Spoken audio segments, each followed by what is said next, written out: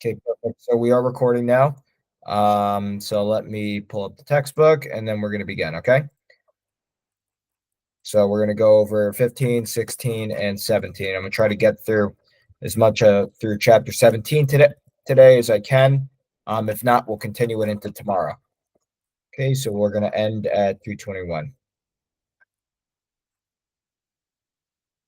All right, here we go. So this chapter, chapter 15, this is going to cover the concept of consideration, which, as we know, is the bargain for exchange between two parties in a contract. So let's take a look what consideration is. It's basically what a person will receive in return for performing a contract obligation. So I sell, let's say I sell a Febreze air freshener to a retail store. I sell them 1,000 of these a month. They pay me 3,000 a month for the services. Oh, well, did not share my screen there. Thank you for letting me know. All right.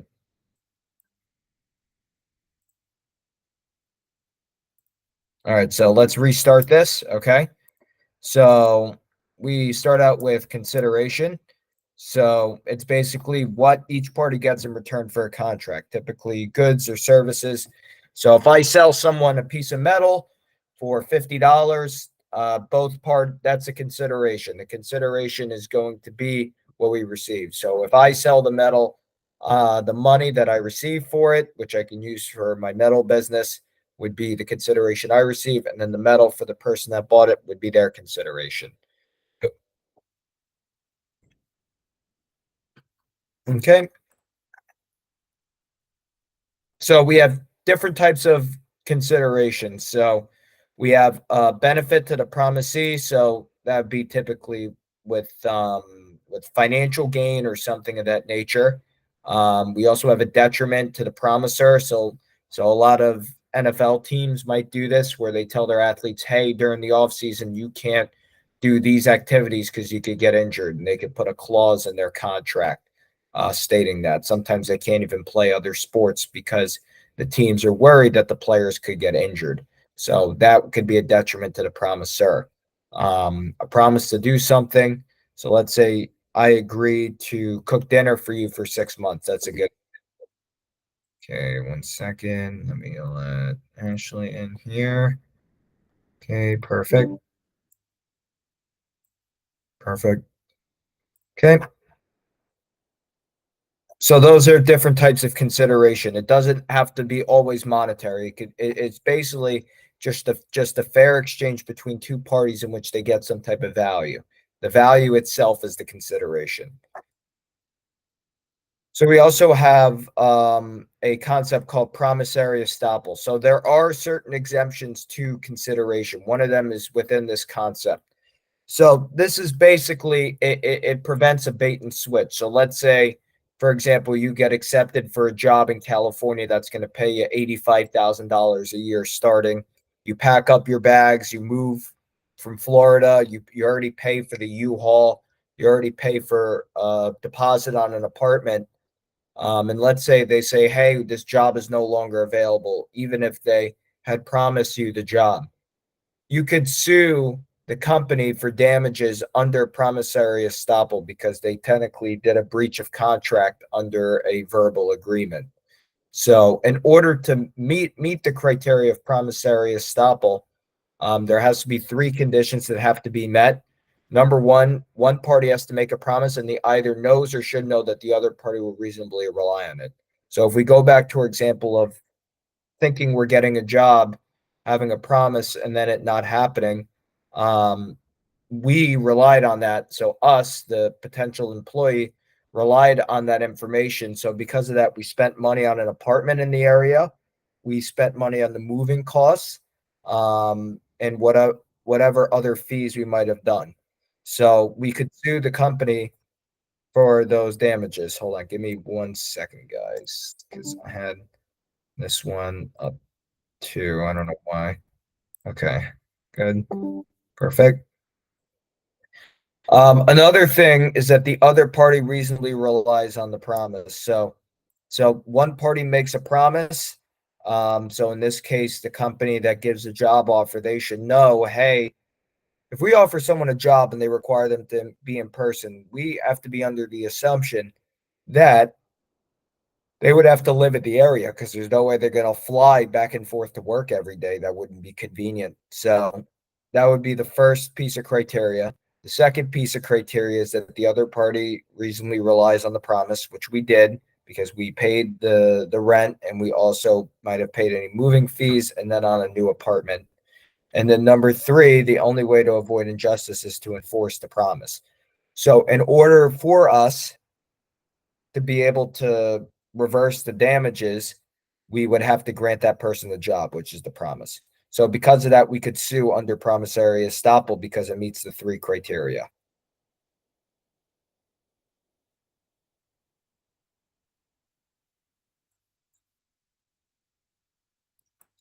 And then another exception is the contract under seal. So if we remember yesterday when we went over different types of negotiable instruments, that was an example of one of them. So we had the LS on there.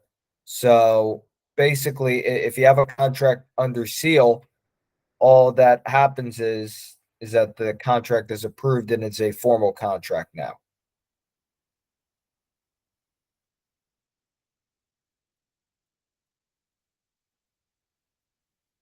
Okay.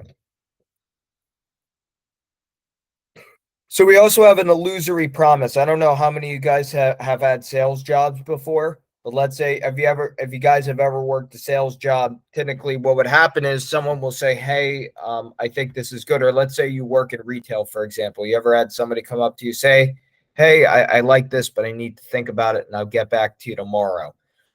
So that is an illusory promise. It's a promise, but they don't they don't commit to doing anything. So if they say, for example, hey, if I decide to move forward with it, I'll come back here tomorrow and buy the item. So that is an illusory promise. An illusory promise is not consideration because there's no commitment. Now, if I said, hey, I'm going to come here tomorrow and buy the inventory from you, here's the invoice, that would be a little different. But because we're not committing to anything or committing to a decision, the promise is illusory and it's not considered as consideration by law.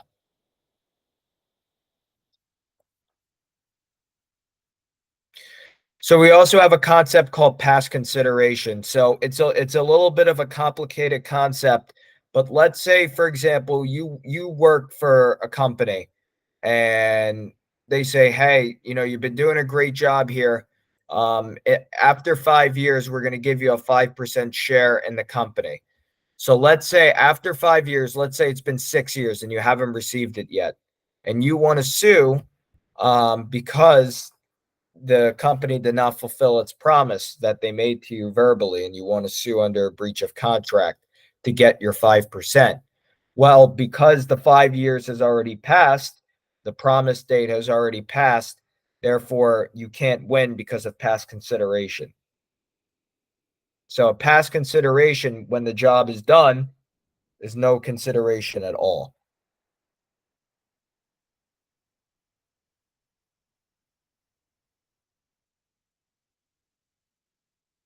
So we also have a concept called pre-existing duty. This is very common with law enforcement. So let's say, for example, we have a criminal that's on the run right now, and the reward to find him is $15,000. So performance of a duty that you're obligated to do by law is not good consideration. So let's say, for example, someone is wanted and the reward is $20,000 for information leading up to their arrest. Let's say the officer finds the suspect and gets them alive. They can't receive the money because that is their obligation to. Another example would be if they want, let's say, a contractor in particular, they want to speed up a job. In order to do that, let's say they charge more money. In this example here, we have a pool contractor. So let's say let me just make sure we're recording. Okay, good. Let's say the contractor says, hey, I don't think I'm going to be able to complete this job on time. My two of my guys are out, but if you pay me an additional $3,000 on top of the 5,000 we agreed upon, we could go ahead and get the job done in the reasonable amount of time. They can't do that under pre-existing duty because it's already their duty since they signed a contract to build the pool. Now, that's not illegal if he does that, but Gina has no obligation to pay, if that makes sense, unless if they put that in their contract stating that if we are unable to complete the job on time or we have delays in our job, if you pay us an additional $2,000, we can hire workers. If that was put in the contract, it might be different. But if it's something that comes up that's not within the confines of the contract, it would violate the pre-existing duty rule.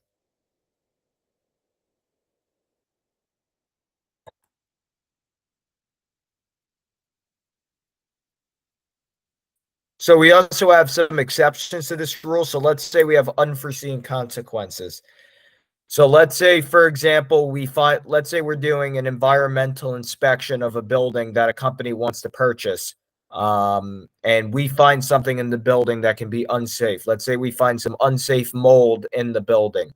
Let's say we originally charged $1,000 for a base environmental inspection. But let's say after the inspection, we see this mold and it can cause serious harm to the workers. So we could say, hey, due to these unforeseen consequences, we're going to have to charge an additional $2,000 in order to conduct a deeper search of the property. So that could be unforeseen consequences. The reason for this is because of these unforeseen consequences, we're not going to be able to complete the job, especially with an environmental inspection. You got to be able to inspect the whole place. And if you have to do a deeper inspection as a result, in order to complete the job, you're going to need more money to cover the cost. So that would be an example of unforeseen consequences. And we could also do that if we want to do additional work. So let's say in addition to an environmental inspection, we also wanted to get a mold restoration company to cover the rest of the building to make sure that all the mold is cleaned out. That would be additional work. So let's say we add a mold restoration company into the contract, that is additional work. So that are the two exceptions to the pre-existing duty rule. So now we have payments of debt. So we have two different types of debt. There's liquidated debt and unliquidated debt. Before I get into it, do you guys know the difference between the two?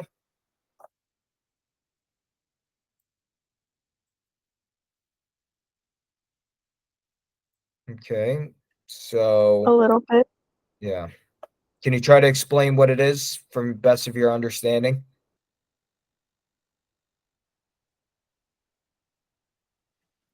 I think liquidated is like they try to like talk about the amount of money owed, right?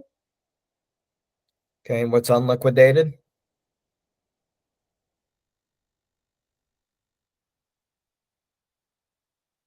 Okay. Okay, so I'll go into the difference between liquidated and unliquidated debt. So liquidated debts are debts in which the amount that needs to be paid is not disagreed upon by the parties. So let's say I owe a bank $30,000 on a loan that I borrowed, and let's say I'm struggling to make payments on the loan, and I'm close to going into default. Let's say we enter into a liquidated debt. um, there's no dispute of how much we owe. So let's say I tell the bank, hey, I can only pay $20,000 of the loan. The $10,000 you guys are just going to have to charge off. Charge off meaning they basically are not able to collect the payment. So let's say you guys gonna have to charge off the $10,000. Um, let's say they accept that payment as full. That would be accepted, and that's a liquidated debt. However, the bank can still force me to pay the remaining amount. So that acceptance is not a binding agreement to be able to pay off the remainder of the debt. The best way you can explain it is a liquidated debt. The bank will reach a settlement with you, or the credit card company will reach a settlement with you, and say it's paid in full. but they can still collect the money because that acceptance that they did with the paid in full is not binding. Now, an unliquidated debt means the parties disagree. So let's say, for example, we have a guy named Scott, and Scott owns a business, and Scott owes $150,000 to a lender, and he disagrees with how much is owed. Let's say he wants to pay 90,000 on the debt, and the bank wants the full amount. Then both parties, so Scott's business and the bank, are going to enter into an unliquidated debt. So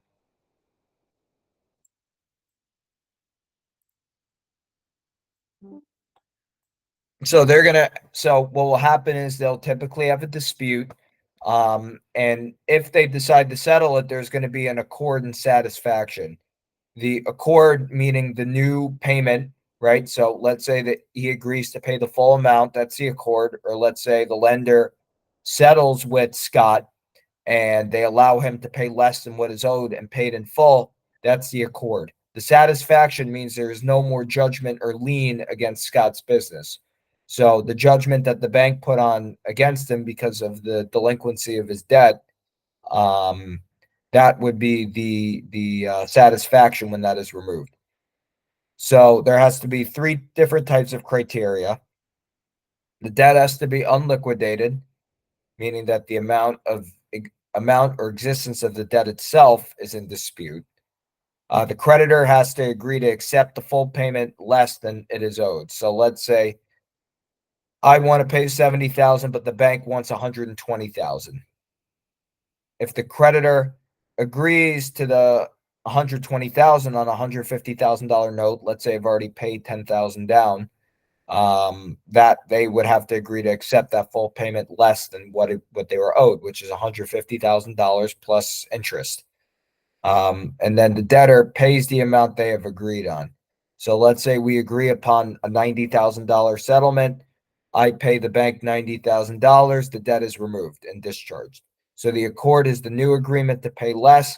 The satisfaction is the payment of the reduced amount.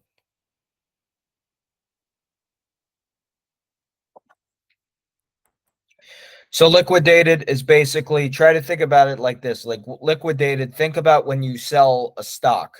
The stock is liquidated, which means it's no longer held anymore. You've converted it to cash. So there's no dispute about how much cash you can have, but there could be a dispute on the value of a stock. That's how I like to look at it. And then unliquidated means that there is some type of dispute. So think liquidated means, hey, it's finished. There's no dispute. Unliquidated, it means that we're still not finished. Try to think about it. You guys remember execute and executory from yesterday regarding a contract, how executed was more about how all the obligations in a contract have been fulfilled, and executory means that not all the obligations in the contract have been fulfilled. Try to think about it like that.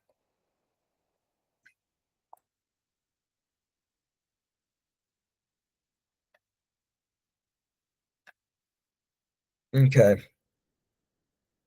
So that is it for this chapter, chapter 15. Really simple and straightforward. So I'm going to go right on to chapter 16. So this is regarding capacity and legality. So it's just regarding people's ability to understand contracts and the legality of contracts as well.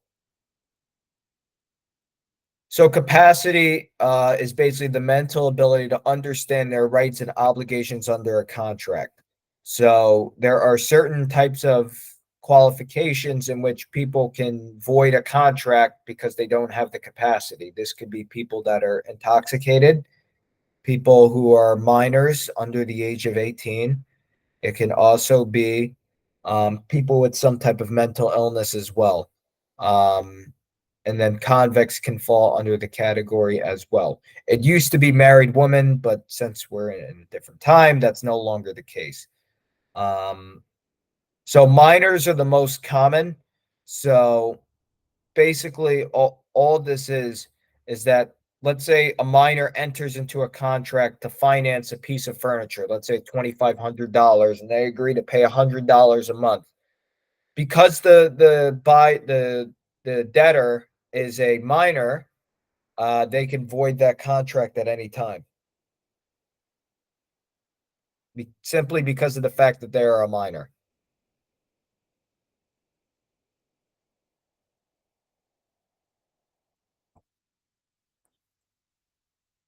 So as we see here, that proves that because their contracts are voidable, minors have the right until a reasonable time after reaching the age of majority to disaffirm or void their contracts. So if I can simply say, you know what, I don't like the furniture anymore, I want to break the contract, and I can't get sued for the debt that's owed because I'm a minor.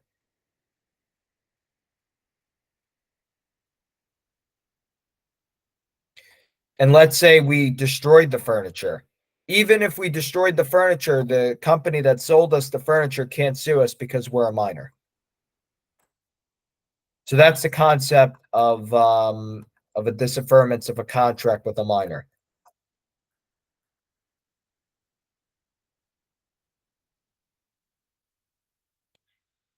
So there are certain exceptions for minors to disaffirm a contract. Insurance and health insurance. The main reason is because kids need or tip under their parents' health insurance and life insurance. So, or they'll be in their policy as a beneficiary. So that would be an example. Psychological counseling, pretty self-explanatory. Student loan contracts, child support contracts, marriage contracts, etc. So these are some of the exceptions to a minor's right to disaffirm a contract.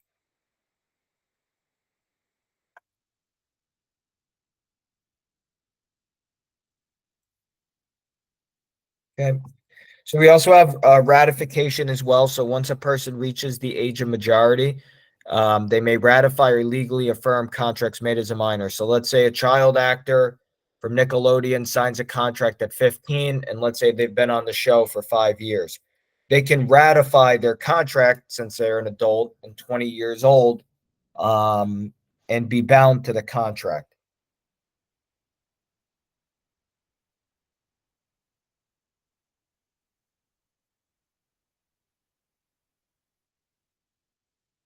Okay. So we also have parents' liability. So a lot of people might think parents might be liable for contracts.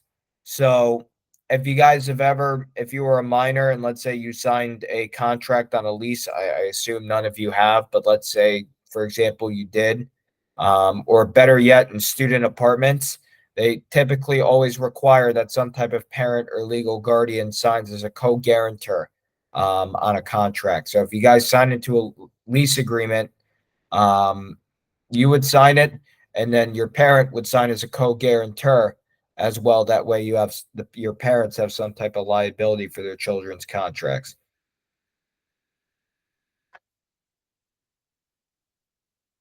So that is all that's covered by minors' liability in contract law. So we also have mentally incapacitated persons. So if someone suffers from some type of mental illness or deficiency that prohibits them from being able to understand the terms of a contract, they don't have to enter into the contract and they're not bound legally to it. So let's say, for example, I signed someone that with extreme delusions to a movie star contract. I can't do that because they suffer from extreme delusions because they can't understand the terms fully.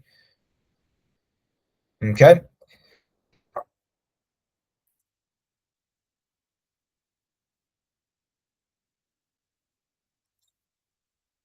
So we also have intoxicated persons. Now, this one can be a little complicated, but it all falls under the same concept. If a person is so intoxicated or mentally ill that they cannot understand the terms and obligations of a contract and what they are legally bound to, that contract is automatically void. But let's say you had a beer or two and you understood the contract, it might be harder to make an argument to back out of it. So let's take a look at this example here with Lucy versus Zemer. So these two people were clearly intoxicated. Um, and they signed the contract because they wanted to see who could talk the biggest and say the most. So that would be an example. And if there was proof that one of the parties was so intoxicated they couldn't understand what they were getting themselves into, it could be hard to prove in a court of law.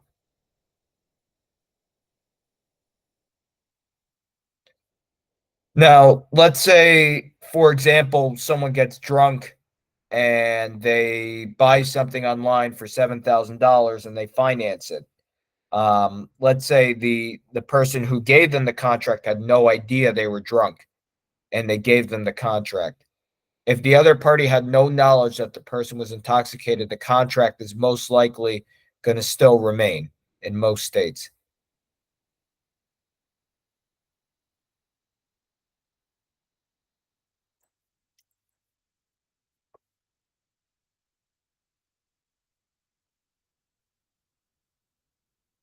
Okay. So we have infancy, which is under the age of majority, so a minor. Insanity. So the difference between insanity is a person suffering from some type of mental deficiency that prevents them from being able to understand the contract, or does it impair their judgment, but they can't understand it. So basically, their judgment can be impaired, but if they cannot understand it, the contract would be voidable. And then for intoxication, the sober party has to be aware that the intoxicated person is so impaired that they're unable to understand their legal obligations. So they have to have intent and knowingly understand that this person is not going to be able to understand their obligations.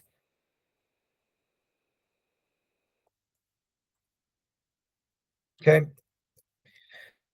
So there is certain laws that prohibit contracts to be signed that commit a crime. So let's say, for example, I'm a drug dealer in the United States and I sign a contract with a Mexican cartel stating, hey, I'll pay you $1 million a month for 25 shipments of cocaine across the Mexican border.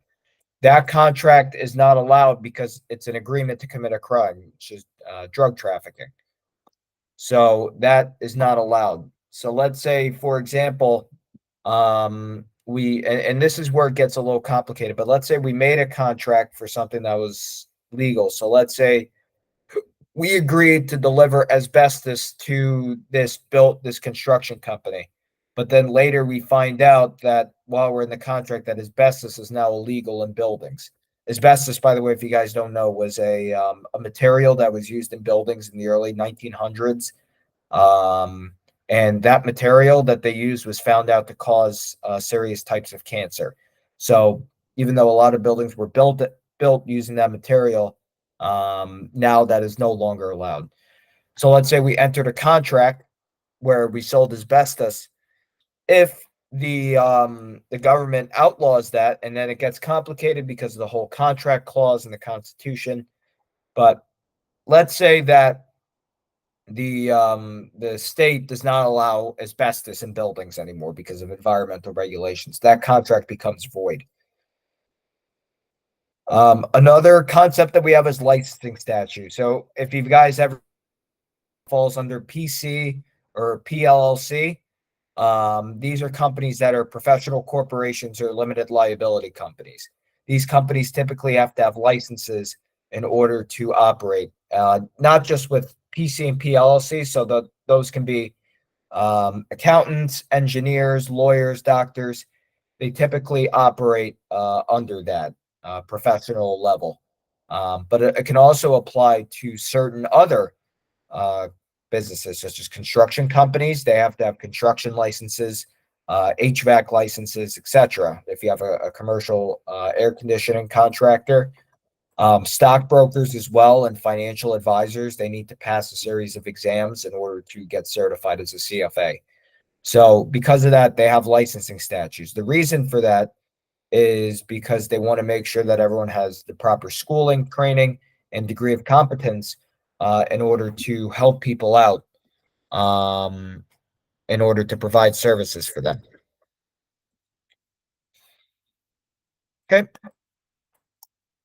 So that's an explanation of licensing statutes. Okay.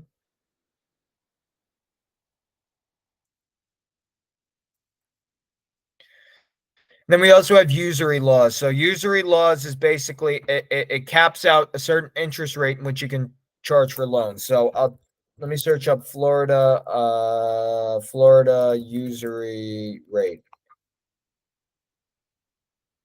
So in Florida, the legal rate of interest is 12%. For loans above 500,000, the maximum rate is 25%. So I can't loan a company more than 25% interest on a $750,000 loan.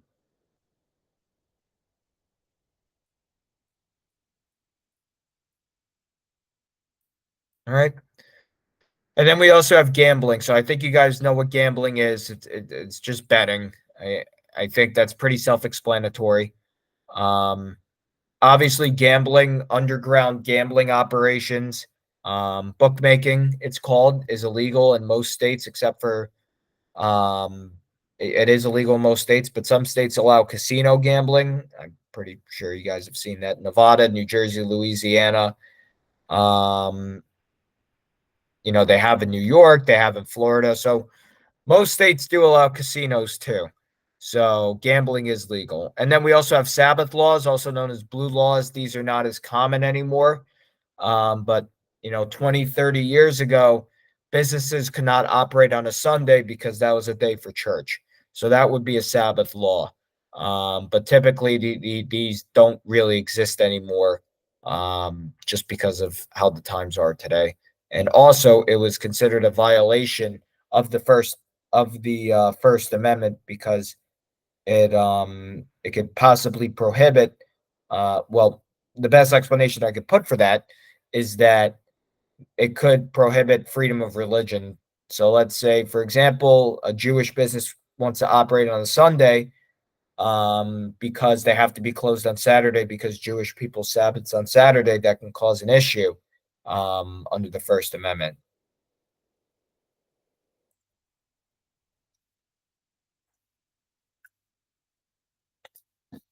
So we've already went over a covenant not to compete yesterday. So it's just basically a contract that's signed from an employer to employee or in a business acquisition that states that the person can't open up a similar business in the area for X amount of time, or the employee is not able to, or the employee can't use trade secrets to start their own business or to bring it to another company.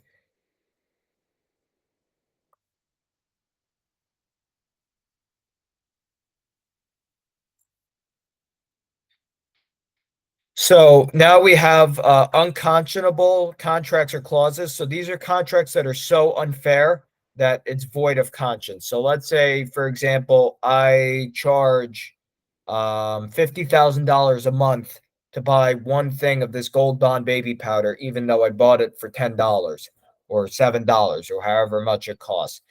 That agreement would be unconscionable because it's so unfair. So we have two different types of unconscionability. We have procedural unconscionability. All this means that there are conditions that impair one party's understanding of a contract. So that could be tiny print. So let's say in the print I say, hey, you want to buy this, well, you have to finance it at a 23% interest rate. Let's say put that very tiny print. The party that became the debtor could argue saying, hey, there was procedural unconscionability in this particular scenario. And then we also have an adhesion contract. So it's basically a contract that says take it or leave it. So we say, hey, look, we're going to sell you these pallets of baby powder for $3,000 a month. We're not negotiating anymore. Take it or leave it. That's an adhesion contract. Or let's say we have a company that's doing really badly, and let's say its valuation market cap was 60 million, but because of bad times, their market cap's now 10 million. Let's say the company wants to sell for 30 million to meet in the middle, but we say, hey, we're not going to do that. We're going to offer an adhesion contract because of your guys' situation, 10 million, or we're going to back out of the deal. So that would be an adhesion contract and a business acquisition. And then we also have substantive unconscionability. which all that means is the agreement is overly harsh or lopsided. So if there's a large difference between cost and price in the sales agreement, so let's say we for $10 and we're selling it for 2,000, that could be substantive unconscionability. Okay. We also have an exculpatory clause. So all this means is that the parties would be void from all liability, regardless of who is at fault or what injury has occurred.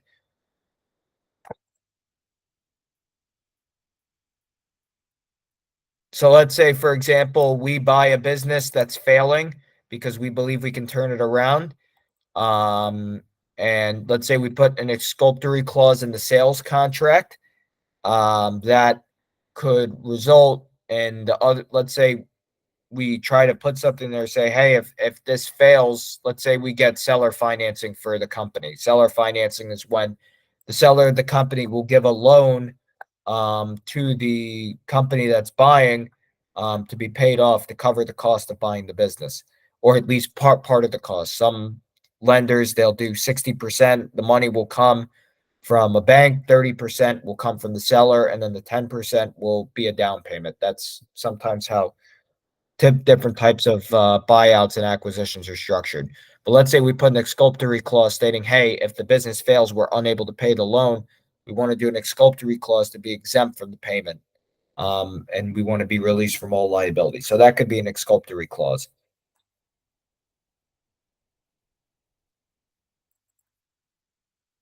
Okay. So we also have a concept called in pari delicto, which means both parties are equally responsible for an illegal agreement. So let's say, go back to the drug dealing. Let's say I agree to transport the drugs to Miami. The cartel supplies me with the drugs. That's going to fall under in pari delicto because both parties are at fault. Okay. And then we also have severable contracts. So these are contracts that some of the items, some of the obligations in the contract can be done separately.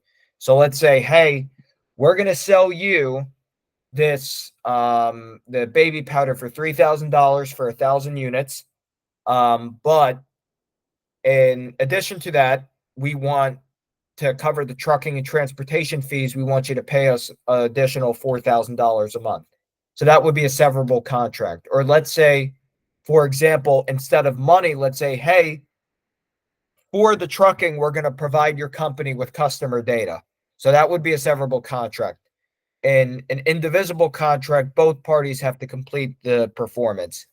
So this is typically done. Let's say we have a contract where some of the obligations are legal.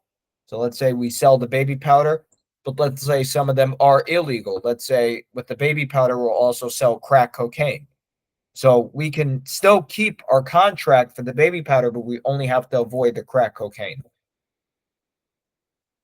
Okay.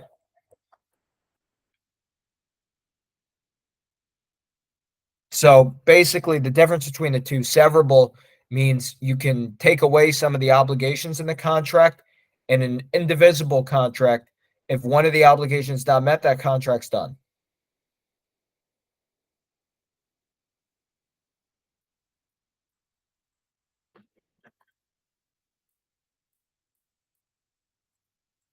Okay. So I'm going to try to finish out with legal assent. We have around 20 minutes left. So legal assent, all that means a promise to the courts that's going to require the parties to obey. So let's say, for example, we enter a contract, it's approved by a court. We say, yes, if this contract is breached, any of the obligations, we are legally required to obey. So let's say there is no legal assent. Let's say we create a voidable contract, which does happen. So let's say we enter a contract to sell headphones here. I'll get my headphones real quick. So let's say we enter a contract to sell headphones to a retail store, and we say, hey, the retail store bargains with us and says, hey, if these do not sell well, we would like to void the contract. Let's say we agree to that. We could rescind the contract and cancel it. So let's say we bought 500 units and we only sold 80 in a month. And let's say we just want to void the contract because they're not selling. we could return all the inventory back to the company that supplied us with the headphones. So we also have a mistake of fact. So that all that means is that the facts of a contract at the time that the contract was concluded. So let's say, for example, we thought the baby powder was going to be X amount of dollars per gram, but then we found out it actually costs more per gram. That would be a mistake of fact in the contract. And then these mistakes, they can be unilateral. So let's say the baby powder company did not inform us of the true cost. That's a unilateral mistake because we did not make a mistake. It was not our fault. But let's say it was mutual. So let's say they sold us this baby powder, and then we sold it at a price in which we couldn't be profitable at. That mistake would be mutual.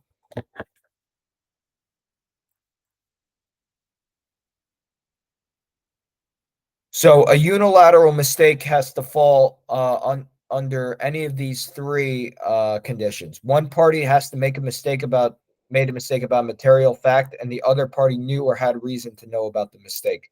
So let's say the other party could have researched how much it actually costed for other companies. That could fall under a unilateral mistake. A clerical error could have happened. So let's say in the contract, the lawyer messed up how much it will cost, or one of the finance guys messed up how much it was going to be cost. That could be a clerical error. And then the mistake was so serious that the contract's unconscionable. So let's say the error was so bad that we could never sell the baby powder at a profitable rate. That would be number three. And then we also have a mutual mistake. So both parties are at fault. So let's say, for example, we make basic assumption about the inventory that we have about this baby powder. Let's say we think that we can sell it for this much, but it turns out other companies are selling it for another price. So let's say we make that assumption incorrectly. There could also be a material effect on the agreement and then an adverse effect on the party who did not agree to bear the risk. So let's say our company, for example, we let's say the supplier of the baby powder doesn't have to take any risks. So maybe it hurt their reputation to sell it so low. And let's say we were a big retailer and then the price had to be lowered in other stores to what they sold the item at. That could be an adverse effect. Okay.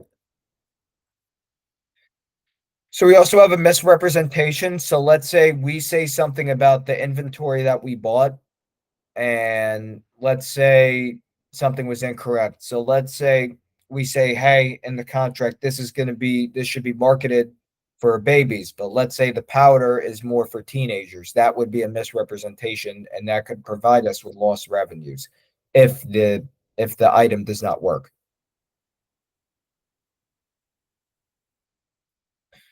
So we also have innocent misrepresentation. So all this means is that the misrepresentation, we had no knowledge of the claim's falsity.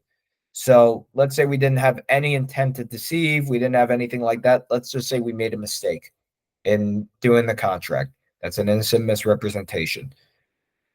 That means we lacked scientir. Scientir means to have knowledge. So let's say we had no intent or knowledge to know that there was a false statement being made. Kind of think about it like this. Let's say the cigarette companies, when they would sell cigarettes to pregnant women back in the 50s, they did not know that, well, that's what they say, but regardless of what you believe. But let's say the tobacco company did not know that it could cause serious harm to the baby in the womb.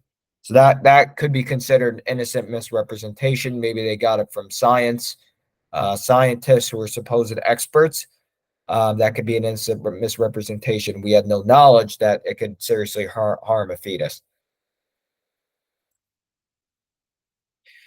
Now, we also have different types of misrepresentation. So we have negligent misrepresentation. So let's say we have an idea that, hey, maybe we did a test and the truth is that we found some evidence that it could affect a minor. Cigarettes could affect a baby in the womb. but because that could affect our profitability, we're not going to go ahead and say anything about it. So that would be a negligent misrepresentation right there. So if we could have known by truth by using reasonable care, so let's say we saw something that might prove it, but we decided not to do any more research because it cost too much money, or we didn't want to reduce our sales because of that possible health issue, that would be negligent misrepresentation. Now, here are the two types of misrepresentations that are going to be intentional. We have fraudulent misrepresentation. So that's a false representation of a material fact. So let's say we say, hey, this stock is going to return you 120% in the next 5 years. But let's say we know it's not going to do that. That's a false representation of a material fact. So that fulfills the two things: a false statement about a past or existing fact. Hold on 1 second.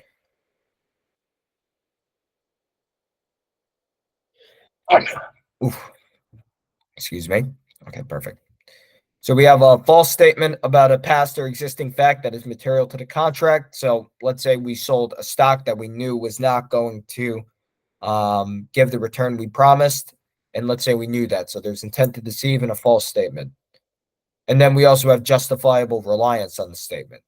So let's say the party relied on that stock because they thought it was going to make them 120%. Let's say they put 25,000 in there. That would be a justifiable reliance on a false statement. And if damages are sought, the defrauded party has to be injured by the misrepresentation. So let's say they lost a significant amount of money on the investment. Think about like Wolf of Wall Street, for example, where people were promised these massive returns and then their stocks got dumped. That would fall under a fraudulent misrepresentation. Okay. So we have two different types of false assertion of fact. We have concealment, which means you're trying to conceal the truth or actively trying to hide the truth. So let's say we go back to the tobacco example. Let's say we find evidence, strong evidence from research scientists that say, hey, cigarettes can cause serious defects in babies being born. But let's say we actively hide that truth because if it comes out, we could lose a significant amount of money. That would be concealment from there. Or let's say, for example, we remove $20,000 miles on an odometer on a car before selling it to sell it for more money because it has less miles. That would be concealment. Now we also have non-disclosure. So that means we don't provide pertinent information about a projected contract. So it is a little hard to differentiate between two. But basically all this means, the difference between two: concealment means you're actively hiding the truth. Just trying, like, you do it with intent. Non-disclosure means it's not necessarily done with intent, but you have the information anyways. So let's say we have the information, but we forget to include in a contract how much it costs to buy the wrapping. Let's say we're doing a contract with a company that sells us the wrapping paper to make the cigarettes. Let's say they forget to include that the wrapping paper can cause serious harm to our customers. That would be non-disclosure. But let's say they don't actively hide that, but they say, hey, if mixed with this, that could be non-disclosure. So that could be an example there. The difference between the two: concealment is hiding a truth that could be relevant and trying to do it purposely in order to get some type of gain. Non-disclosure means you have the information, but you did not have intent in order to hide that important information. Okay.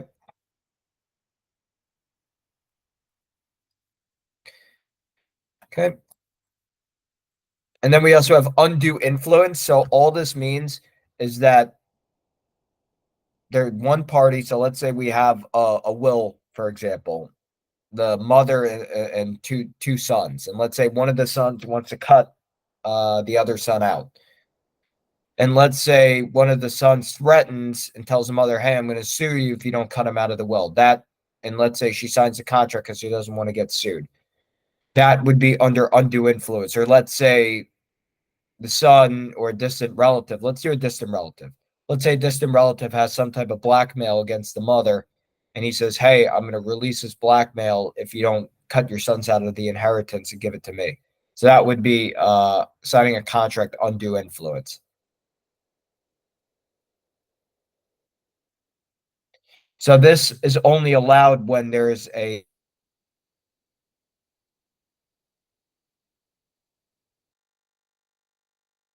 circumstances that were not normal, that they would not normally do.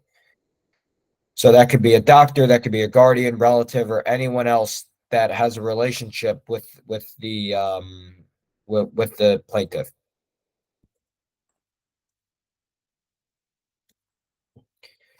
So we also have duress. I think you guys know what duress is. We went over that for the first exam.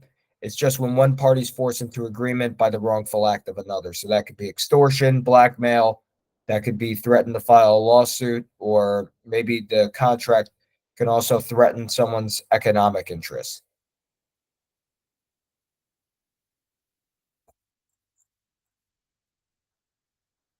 Okay.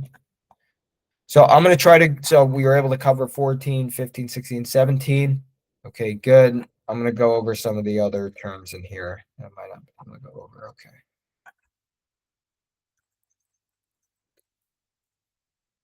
Okay, let me try to get some extra terms.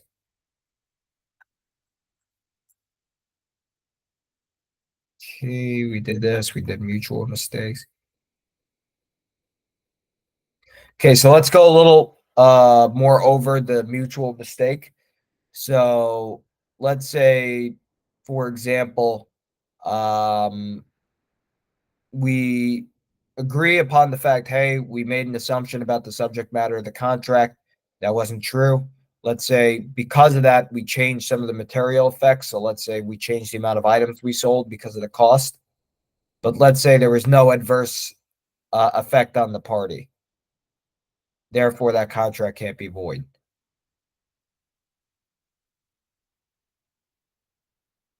So let's keep reading. So to rise to the level of basic assumption, a mistake must be about the existence, quality, or quantity of items to be exchanged. So that would fall under the basic assumption. So I want to go over this third condition because it's a little more complicated. So it protects those who bargain with someone who agreed at the time of the agreement to bear the risk of mistake, but then later wishes to avoid that risk when the contract does not work out well.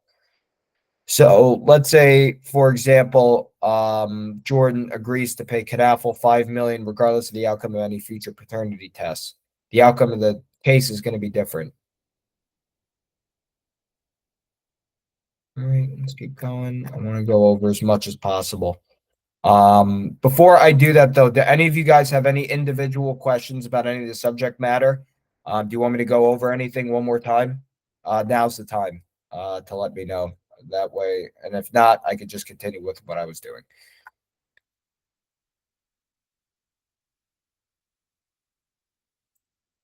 Okay, that seems like a no, as far as I'm concerned. Okay. All right. So I want to go more over this false assertion of fact. So concealment and non-disclosure. So in order for it to be proved, we need to have some of these conditions. A relationship of trust exists between the parties to the contract. So so both parties have to have some type of relationship, whether it be personal or business or something like that. There also has to be a failure to correct assertions of fact that are no longer true. So let's say we have a seller of a car and they fail to inform someone, hey, the car has some type of rust on it. So that would be number two. And number one, let's say we had a business relationship where we sold a car to someone with rust. That would fulfill number one. And let's say number three, for example, we have to disclose that the car has rust. Let's say there's a statute that requires that. There would be three. And then four, the non-disclosure involves a dangerous defect. So let's go back to the car example. Let's say we sold a car with bad brakes. That could have a dangerous defect because if the person's not able to brake effectively, they could get into an accident. So that would be a dangerous defect. Okay. So in order to prove a false assertion of fact, it has to fall under these four categories: a strong relationship between the parties, some type of relationship, a failure to correct assertions of fact, a statute requiring the disclosure, and a non-disclosure involving a dangerous defect.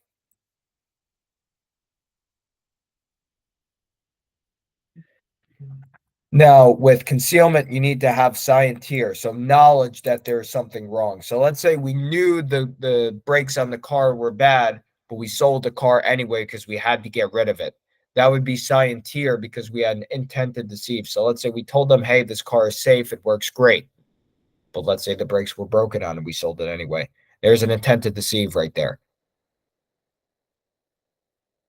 Now, we also, as we've mentioned previously, on a false assertion.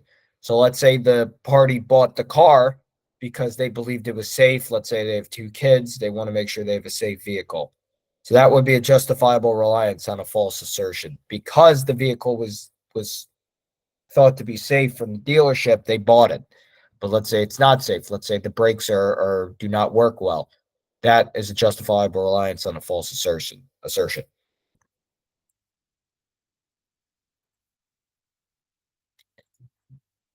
Okay.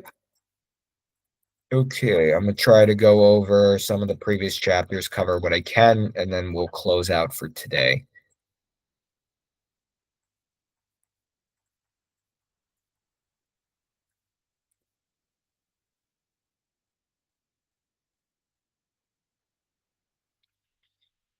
Okay, so let's get into an example of an exculpatory clause. So let's say we sign a lease agreement between a landlord and a tenant. Let's say we do a commercial space. I own a bakery, and the landlord, I pay rent to the landlord.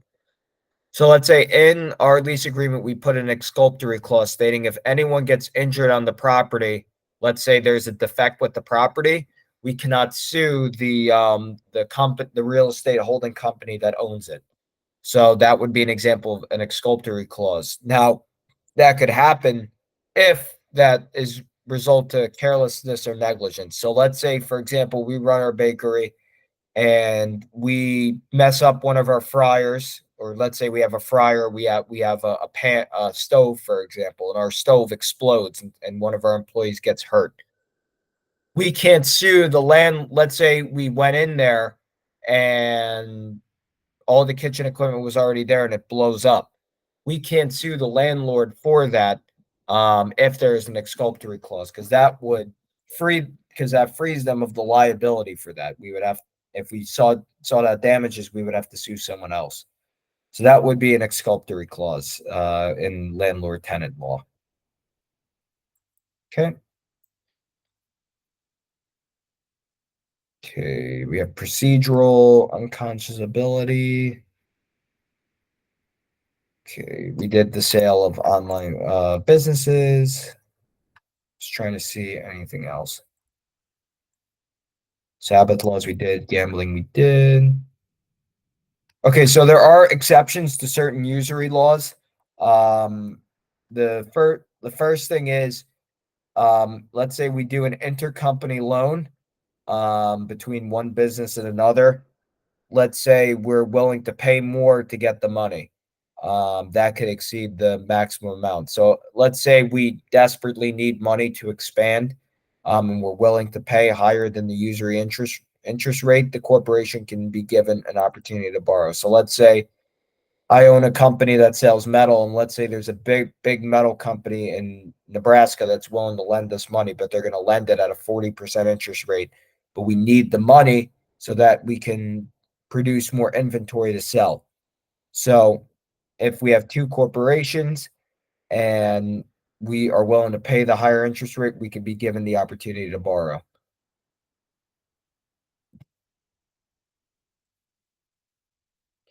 All right. Okay. So I think that's all I can cover today, guys. All right. Let me just stop the recording real quick. Okay, good. So everyone that joined is going to